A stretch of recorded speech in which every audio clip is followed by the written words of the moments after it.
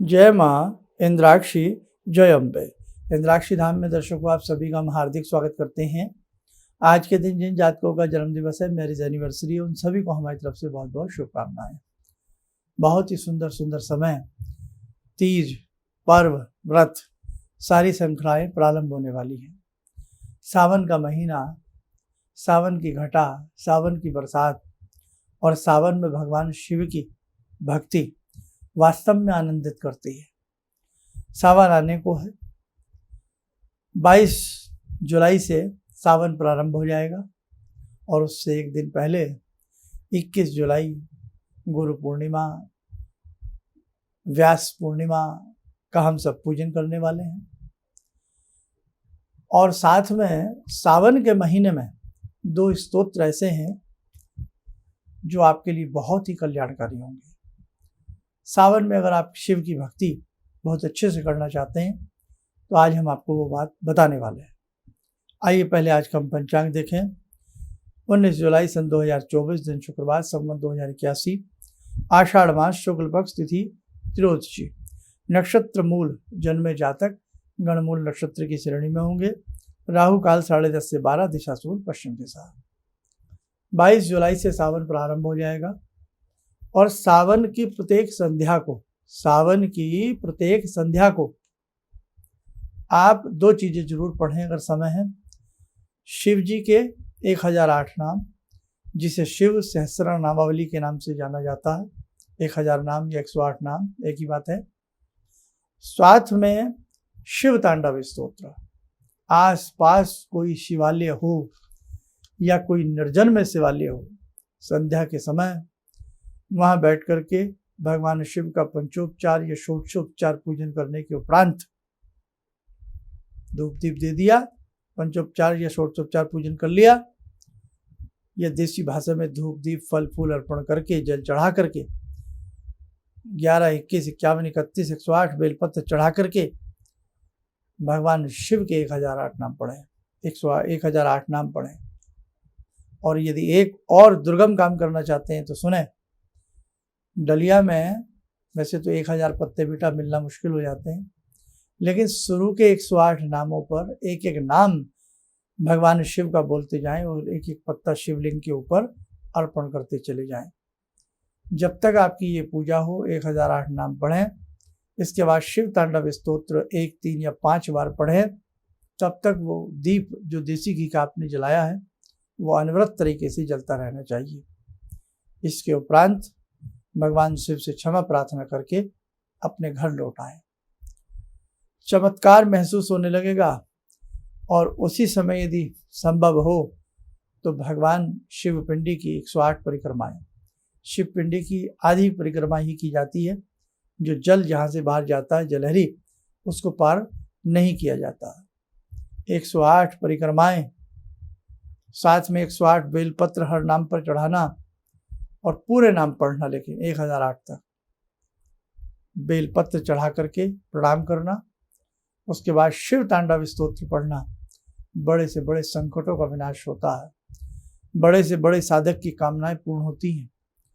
शिव तांडव स्तोत्र रावण द्वारा रचित है और बहुत ही ये दुर्लभ स्तोत्र है। इसे पढ़ने से व्यक्ति के अंदर एक ऊर्जा का विकास होता है। इसे पढ़ते ही व्यक्ति के अंदर एक रोमांच पैदा होता है, उसका शरीर शुभ में होने लगता है। रस प्रवाह माधुरी व्रजम्बणा मधुरवतम स्मरांतकम पुरांतकम भवांतकम मखांतकम गजांत कांत कांतकम तमंत कांतकम भजे। एक अद्भुत ध्वनि, अद्भुत लय, अद्भुत ताल महाकाल के समय सामने प्रस्तुत हो जाती है। कालों के काल महाकाल जो भगवान शिव की आराधना साधना करता है श्रावण मास में, गजब। लेकिन ध्यान रखें बेटे, प्रैक्टिकली खुद करें, स्वयं करें, स्वयं करें, स्वयं करें। ये नहीं साहब ये सुन लिया वो सुन लिया, नहीं साहब। अरे आप करिए, आसपास मंदिर नहीं है, आप नहीं जा सकते हैं, आप अपने घर में करिए। संध्या के समय 1008 नाम भगवान शिव के जो हैं वो आराम से गीता प्रेस की किताब आती है, शिव सहस्रनाम नामावली, यानी कि शिव जी के कहने को नाम 1000 है, लेकिन 108 नाम की पुस्तक आती है। वो बाजार से 2, 4, 5 रुपए की मिल जाएगी। शिव तांडव स्तोत्र भी आपको गीता प्रेस का मिल जाएगा, और तो मैं भी शायद नेट पर भी आपको सारी चीज़ें मिल जाएंगी। तो बेटे जितना आप स्वयं करेंगे उतना आनंद आएगा। अब आप दूसरों का छोड़िए, अब आप किसी के पास कहीं जाने की जरूरत नहीं आपको। कंकर कंकर में शंकर विराजमान है। आप पराधीन मत होइए, मेरा भाव समझिए।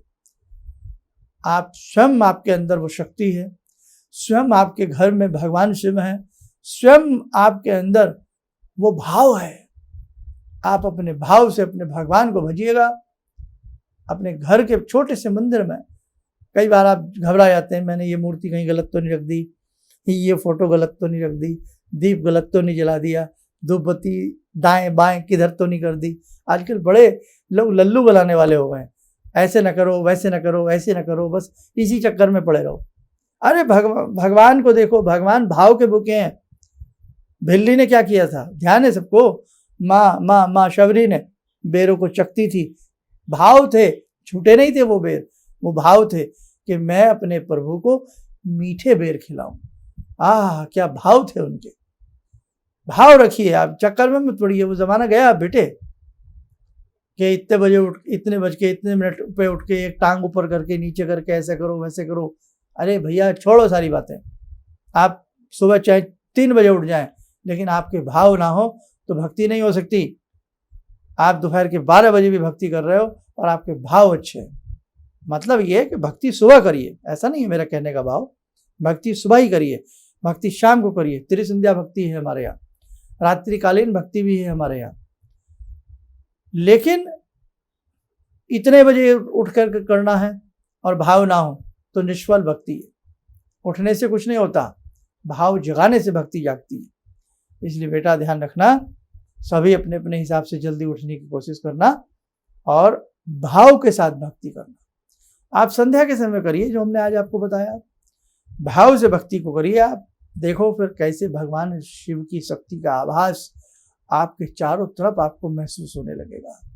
दिव्यमान एक ऊर्जा से भर्षित गोला, ऊर्जा से भर्षित एक व्रत आपके चारों तरफ काम करने लगेगा। एक महाशक्ति का उद्भव होने लगेगा।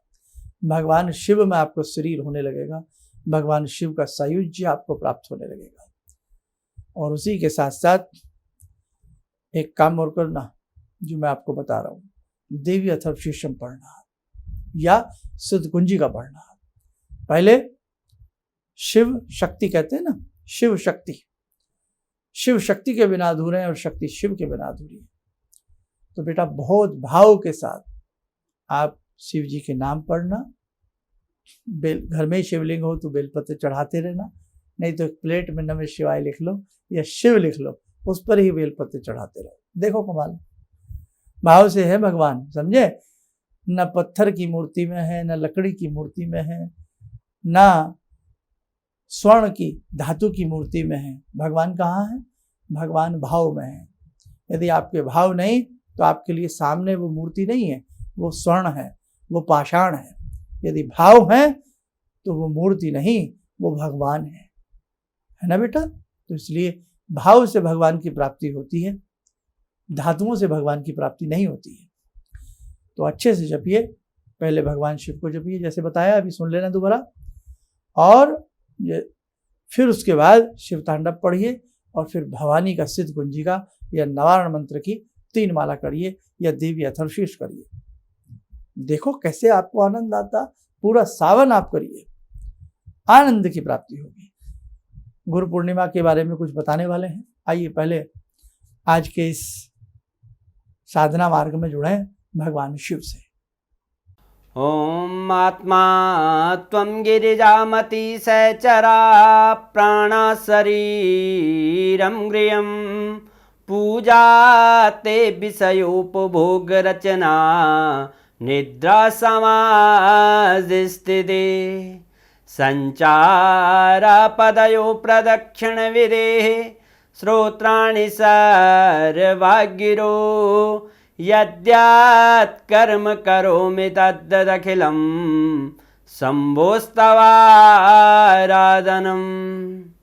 चन्द्रोद्भासितशेखरे स्मर हरे गंगाधरे शंकरे सर्पे भूषितकण्ठकर्णविवरे नेत्रोत्तवे स्वानरे दन्ते त्वकृतसुन्दरां वरदरे त्रैलोक्यसारे हरे मोक्षार्तिं कुरु चित्तवृत्त्यमचलं मन्येस्तु किं कर्म वे वन्दे देव उमापतिं सुरगुरुं वन्दे जगत्कारणं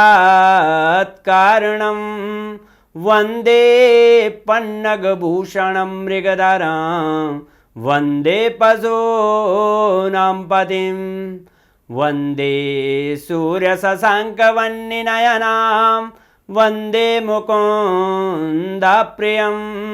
वन्दे भक्तजनश्रयं च वरदां वन्दे शिवं शङ्करम् ॐ कर्पूरगौरं करुणावतारं संसारसारं भुजगेन्द्रहारं सदा वसन्तं हृदयारविन्दे भवं भवानी सहितं नमामि भवं भवानी सहितं नमामि। कवच बना लें, ध्यान करें, भगवान शिव का शुभ आशीष हम सबके ऊपर बरस रहा है।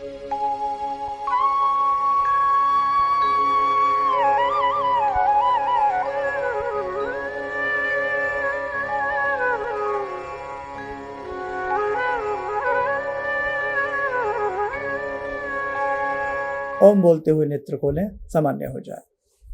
बहुत लोगों के मन में भाव होते हैं कि गुरु, हम किसी शरीरधारी को गुरु नहीं बनाना चाहते, या उन्हें समझ में नहीं आता, मन है गुरु बनाने का। तो सावन आ रहा है, पहले दिन भगवान शिव को अपना जन्म जन्मांतरों के लिए गुरु बना लें। शास्त्र कहता है यदि आप किसी को गुरु नहीं बनाना चाहते तो आप भगवान शिव को अपना गुरु बना करके अपने भक्ति मार्ग को प्रशस्त कर सकते हो। तो आप गुरु पूर्णिमा से 21 जुलाई को की गुरु पूर्णिमा है, 22 तारीख का प्रथम सावन का दिन है, तो चाहे सावन के दिन ऐसा कर ले, नहीं तो गुरु पूर्णिमा को ही भगवान शिव को अपना गुरु बना करके मानसिक संकल्प लेकर के भगवान शिव को अपना गुरु बना करके अपने आगे के मार्ग को सुंदर बना लीजिए। और बाकी इंद्राक्षी धाम से रही जुड़ने की बात, जो इंद्राक्षी धाम से दीक्षा लेना चाहते हैं तो आप अपना नाम नंबर लिखवा सकते हैं संस्थान में, और गुरु दीक्षा के सेट सबको भेजे जा रहे हैं, अर्थात PDF फाइल फिलहाल भेजी जा रही है, उसका सारा प्रोसीजर आपको बताया जाएगा। और 21 तारीख को दिन रविवार है, हालांकि बड़ा ही आप सब लोग बिजी रहते हैं अपने अपने कामों में, लेकिन बेटे थोड़ा सा समय निकाल करके अपने गुरु की भक्ति भावना जरूर कीजिएगा। आम हमारे जो भी साधक हमें सुन रहे हैं, देख रहे हैं, गुरु पूजन सूक्ष्म रूप में हम कैसे करें, उसके लिए आप हमारा गुरु पूर्णिमा विशेषांक देख लेना, आपको बता दिया गया है। कल ही हमने वो वीडियो डाल दी थी। तो गुरु पूर्णिमा विशेषांक देख करके भगवान वेद व्यास जी की भक्ति और गुरु की भक्ति जरूर करना, क्योंकि आषाढ़ शुक्ल की ये पूर्णिमा व्यास पूर्णिमा भी कहलाती है। इसी दिन भगवान वेद व्यास जी का अवतरण हुआ था, इसलिए इसको सबसे बड़ी पूर्णिमा भी माना जाता है और व्यासी पूर्णिमा भी इसको कहते हैं। ठीक है, तो व्यास पूर्णिमा का नाम इसलिए पड़ा है। समझ में आ गया आपको? बहुत सारी चीज़ें बड़ी नकल अकल की गई है हमारी सनातन धर्म की बातों की बहुत लोगों ने, लेकिन वस्तुतः बहुत बातें ऐसी हैं जो कि गोपनीय है। अच्छे से अपने भगवान को भजिए, अपने गुरु का स्मरण करिएगा, और हम प्रयास करेंगे आपको इसका सारा संदेश, आज 19 जुलाई है, हम आपको इसके लिए 20 जुलाई को हमारा संदेश आपको मिल जाएगा, या आज ही किसी भी वक्त आपको संदेश मिल जाएगा कि कितने बजे हम लाइव प्रोग्राम करने वाले हैं या कैसे आपके संग में जुड़ने वाले हैं, सारी चीज़ें आपको पता लग जाएगी। ठीक है, चलिए आप सब लोग स्वस्थ रहें, सुखी रहें। इन्हीं शुभकामनाओं के साथ हम अपनी वाणी को विराम देते हैं। जय जय अम्बे। जितने भी आध्यात्मिक शिविर गुरु जी कर रहे हैं, ये सबके जन कल्याण हेतु कर रहे हैं, और इससे सभी को फायदा हो रहा है। अब परेशानियां तो जीवन से लगी हुई हैं, यदि हम आध्यात्म की ओर, भगवान की भक्ति की ओर बढ़कर यदि जीवन में परेशानी उठाकर कुछ पा सकते हैं तो ये तो गुरु जी की बहुत बड़ी उपलब्धि हमको मिल रही है। और गुरु जी इसी तरह से आध्यात्मिक शिविर करते रहें और हम सब इसी तरह से आते रहें, शामिल होते रहें, और जितना हो सकता है गुरु जी के बताए मार्ग के अनुसार हम चलते रहें तो हमारे जितने भी संकट, जीवन की जितनी परेशानियाँ सब कटेंगी। किसी भी समस्या के समाधान के लिए मिले प्रसिद्ध हस्तरेखा एवं वास्तु विशेषज्ञ प्रोफेसर धर्मेंद्र शर्मा जी से। नोट: शिविर में भाग लेने हेतु एवं व्यक्तिगत रूप से मिलने के लिए कॉल करने का समय सुबह 10 बजे से शाम 6 बजे तक। हमारे विभिन्न ज्ञानवर्धक कार्यक्रम देखने के लिए आप हमें अभी सब्सक्राइब करें, बेल आइकन को प्रेस करें ताकि आप देख सकें हमारा कार्यक्रम सबसे पहले। और अधिक जानकारी के लिए फेसबुक पेज को लाइक करना न भूलें।